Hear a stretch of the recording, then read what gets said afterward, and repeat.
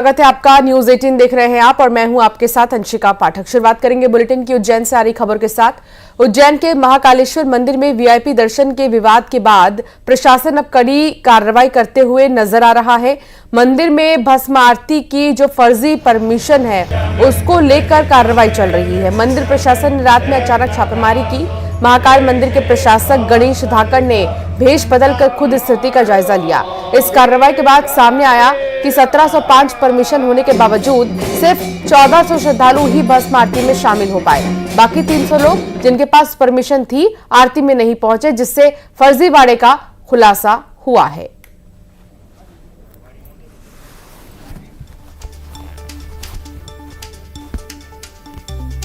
महाकाल मंदिर में भस्म आरती में की शिकायतें मिल रही थी तो औचक निरीक्षण किया गया, जिसमें मैंने पाया कि 1700 परमिशन महाकाल मंदिर समिति की ओर से जारी की गई थी। जब हम लोगों ने औचक निरीक्षण किया तो 1400 लोग ही जो परमिशन 1400 लोग ही उपस्थित हुए। तकरीबन 300 लोग जिनकी परमिशन बनी थी वो उपस्थित ही नहीं हुए। ये बड़ा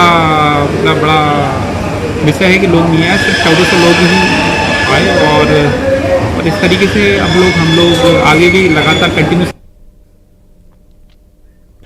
अजय पटवा संवाददाता साथ जुड़ गए हैं। अजय, खुद यहां पर जो है जायजा लिया गया प्रशासन की तरफ से और यह भी देखा गया है कि परमिशन भले ही 1700 लोगों का हो, 1705 लोगों का, लेकिन सिर्फ 1400 श्रद्धालु ही भस्म आरती में शामिल हो पा रहे हैं। कई बार तो भस्म आरती के नाम पे वसूली का भी मामला सामने आता है।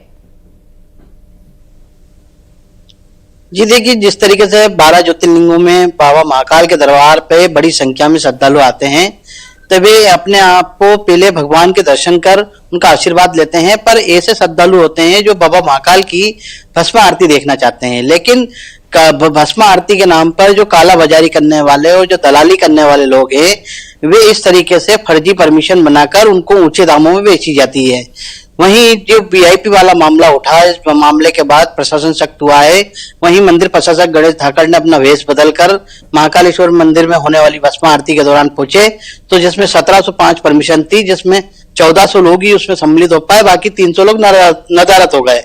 तो कहीं ना कहीं इससे पता चलता है कि जिस तरीके से जो फर्जीवाड़ा हो रहा है, इससे साफ क्लियर होता है कि 300 लोग नहीं आए तो कहीं ना कहीं जो लोग उनको सम्मिलित कर रहे थे और फर्जी तरीके से एंट्री करा रहे थे उस पर रोक लगी है। लेकिन इसके साथ में जो प्रोटोकॉल के जो लोग हैं जो भस्म आरती में सम्मिलित होते हैं, उन लोगों को भी अब प्रोटोकॉल के जो भस्म आरती में सम्मिलित हो रहे हैं उन लोगों को साथ में जाने नहीं दिया जाएगा और इसी के साथ उन्हें भारी रुकना पड़ेगा। अब क्योंकि क्या होता था कि पहले प्रोटोकॉल के नाम पर टेंडर बन के जाते थे और उसके साथ में 2-4 लोग और साथ चले जाते थे, तो ऐसे में फर्जीवाड़ा होता था। अब इस पर जो है रोक लगाई गई है और आने वाले समय में देखना होगा कि इस प्रकार की जो सख्ती कितनी बरती जाती है। जी बिल्कुल, और यही देखना होगा कि अब आगे कितना ज्यादा प्रशासन सख्त होता है और फिर जिस तरीके से महाकाल के दर्शन करने के लिए लोग दूर दूर से आते हैं, परेशान होते हैं, उनकी परेशानी कब दूर होगी। बहुत शुक्रिया अजय जानकारी साझा करने के लिए। दमोह में दर्दनाक हादसा हुआ है। मिट्टी में दबने से युवक की मौत हो गई है। मिट्टी खोदने के दौरान यह हादसा हुआ। हाटा थाना क्षेत्र के कांटी गांव की घटना है और यहां पर दर्दनाक हादसा देखने को मिला है। मिट्टी में दबने से युवक की मौत हो गई है और यह भी तब हुआ जब मिट्टी खोदने का काम चल रहा था। खोदने के दौरान ही यह हादसा हुआ और ये जो युवक है वो मिट्टी में ही दब गया।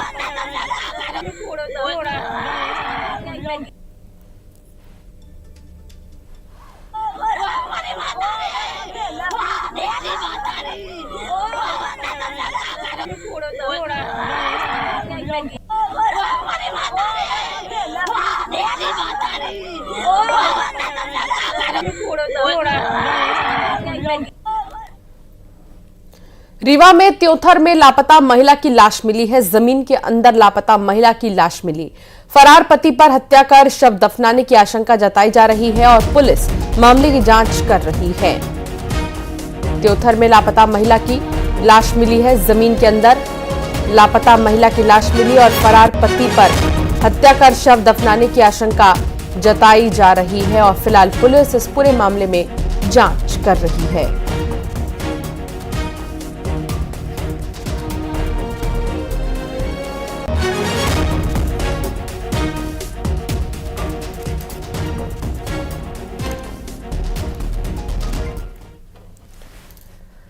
दिल्ली के रोहिणी में सीआरपीएफ स्कूल के पास विस्फोट से हड़कंप मच गया। एनआईए की टीम मौके पर पहुंच गई तो वहीं एनएसजी की टीम ने रोहिणी के प्रशांत विहार इलाके में धमाके की पहले से ही जांच कर रही है।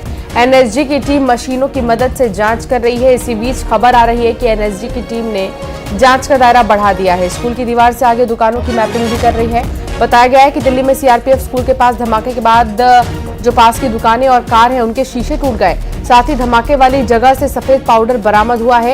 एफएसएल की टीम ने मौके से सैंपल ले लिए हैं। दिल्ली पुलिस के अलावा स्पेशल सेल एनएसजी की टीम मौके पर मौजूद है। सीआरपीएफ ने पूरे इलाके को कब्जे में ले लिया है। इसके अलावा आईबी के अधिकारी भी मौजूद हैं और धमाके की जगह को सील कर दिया गया है।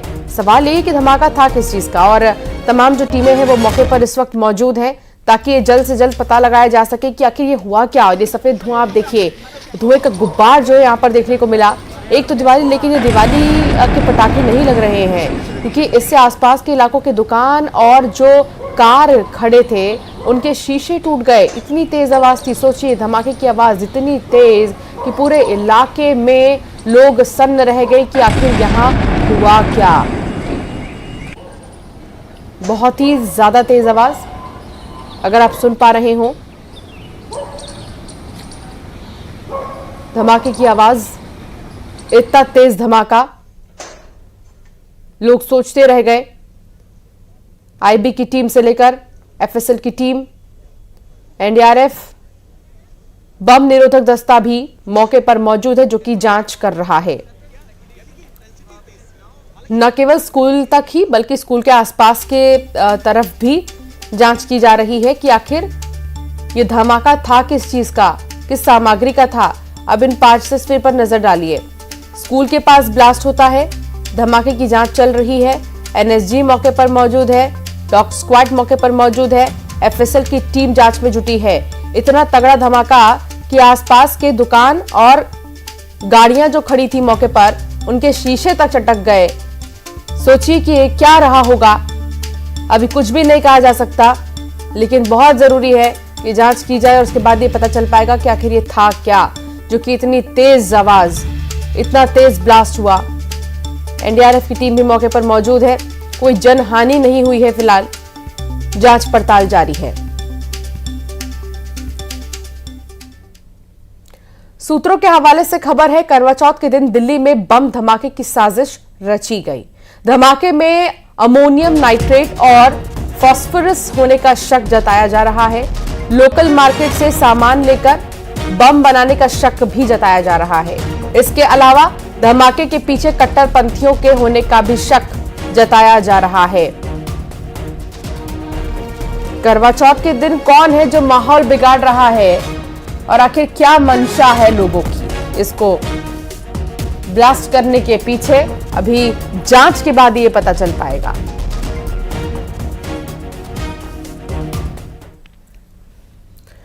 बुधनी उपचुनाव को लेकर बीजेपी ने वरिष्ठ नेता और पूर्व सांसद रमाकांत भार्गव को प्रत्याशी बनाया है। रमाकांत भार्गव को टिकट दिए जाने पर कार्तिकेय सिंह चौहान ने कहा है कि उनके नेतृत्व में कई चुनाव लड़े गए हैं और वो अनुभवी नेता हैं।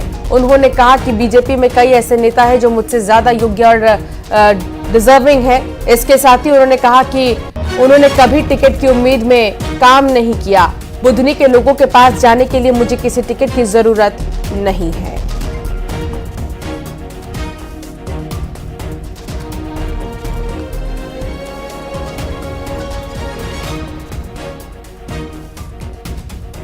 रमाकांत भार्गव जी वरिष्ठ नेता हैं भारतीय जनता पार्टी के। उनके नेतृत्व में कई चुनाव हमने लड़े हैं। मेरे जन्म से पहले भी चुनाव लड़ती आई है पार्टी। अनुभवी व्यक्ति है, अनुभवी राजनेता है। और जहां तक मेरा सवाल है पैनल में नाम जाने का, देखिए मैं कभी भी इस मंशा के साथ या फिर इस इच्छा के साथ काम नहीं किया कि मुझे कभी टिकट मिले। बुधनी के लोगों के पास जाने के लिए मुझे किसी भी टिकट की आवश्यकता नहीं है। रमाकांत भार्गव को लेकर कार्तिकेय सिंह चौहान ने कहा है कि वो पिता तुल्य हैं और बुधनी चुनाव में पूरी ऊर्जा के साथ काम करूंगा।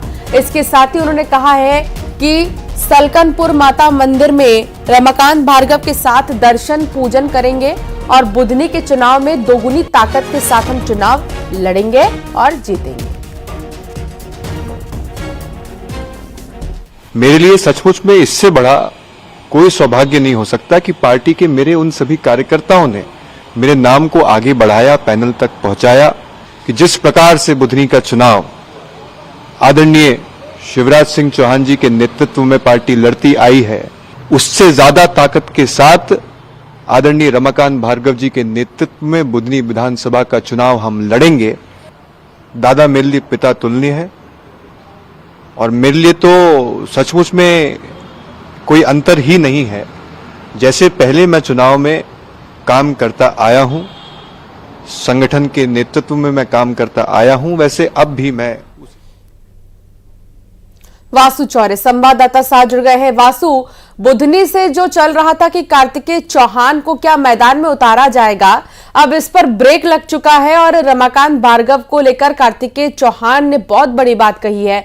उन्होंने कहा है कि अनुभवी है वो और जाहिर सी बात है कि उनके नेतृत्व में अगर पार्टी चुनाव लड़ेगी तो हमें अच्छी जीत हासिल होगी।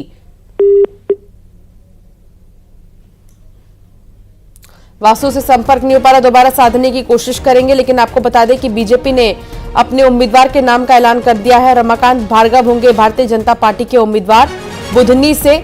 और यहां पर जो अटकलें चल रही थी कार्तिकेय चौहान को लेकर, जो कि शिवराज सिंह चौहान के बेटे हैं, उनको लेकर जो अटकलें चल रही थी, अब उनका अटकलों पर ब्रेक लग चुका है। इस बीच कार्तिकेय चौहान का बयान कई मायनों में खास हो जाता है। उन्होंने कहा हम मिलकर जो है प्रचार करेंगे, प्रसार करेंगे और फिर एक मजबूत करेंगे पार्टी के कार्यकर्ताओं को भी और भी ज्यादा, ताकि हमें अच्छी जीत मिल सके। वासु चौरे संवाददाता साथ जुड़ गए हैं। वासु, कार्तिकेय चौहान का बयान कई मायनों में खास है। उन्होंने संतुष्टि भी जताई है कि मेरे नाम का प्रस्ताव रखा गया, यही मेरे लिए बड़ी बात है। लेकिन रमाकांत जी के अगर नेतृत्व में पार्टी चुनाव लड़ती है तो और बेहतर रिजल्ट आएंगे। बिल्कुल, देखिए रमाकांत भार्गव पूर्व सांसद हैं और विदिशा की सीट उन्होंने खाली की थी जब वहां से शिवराज सिंह चौहान चुनाव लड़े। शिवराज सिंह चौहान के बेहद करीबी माने जाते हैं। ये बात सही है कि कार्तिकेय चौहान का जो नाम है वो पैनल में गया था और उसके बाद से लेकर लगातार ये अटकलें लगाई जा रही थी कि कार्तिकेय सिंह चौहान को भी जो है मौका मिल सकता है और बीजेपी उन्हें अपना उम्मीदवार बना सकती है। लेकिन कल जब टिकट आया तो वहां पर रमाकांत भार्गव को मौका दिया गया और उसके बाद जब कार्तिकेय चौहान से बात की तो उन्होंने कहा कि वो पिता तुल्य है, हम लोग पूरी ताकत के साथ उनके साथ लड़ेंगे, चुनाव में खड़े रहेंगे और जीत दर्ज करने का काम करेंगे। और इतना ही नहीं, उन्होंने ये भी कहा कि आज से ही चुनाव प्रचार प्रसार में जुट जाएंगे। तो बुधनी बीजेपी की पारंपरिक सीट रही है, वहां पर बीजेपी का दबदबा रहा है क्योंकि लगातार शिवराज सिंह चौहान वहां से चुनाव जीतते रहे हैं और मुख्यमंत्री रहते हुए उन्होंने प्रदेश का काफी लंबे समय तक नेतृत्व भी किया। तो एक बार फिर से बीजेपी के सामने चुनौती है अपनी पारंपरिक सीट को बचाने के लिए और वही कार्तिकेय कह भी रहे हैं कि हम पूरी ताकत से वहां पे चुनाव लड़ेंगे। इसमें एक फैक्टर ये भी है कि अगर कार्तिकेय चौहान को टिकट दे दी जाती तो फिर विपक्ष जो है वो सवाल खड़े कर सकता था कि बीजेपी एक तरफ बात करती है कि हमारे यहाँ परिवारवाद नहीं चलता और केंद्रीय मंत्री के बेटे को टिकट दे दिया गया। तो इन तमाम आरोपों से बचने के लिए बीजेपी ने रमाकांत भार्गव को चुनावी मैदान में उतारा है और जो उनका कमिटमेंट रहा है पार्टी के प्रति, चाहे वो विदिशा सीट छोड़ने की बात हो शिवराज सिंह चौहान के लिए और फिर बाद में भी पार्टी के लिए काम करने की बात हो, तो उसका इनाम भी जो है वो पार्टी ने दिया है। जी, बहुत शुक्रिया वासु जानकारी साझा करने के लिए।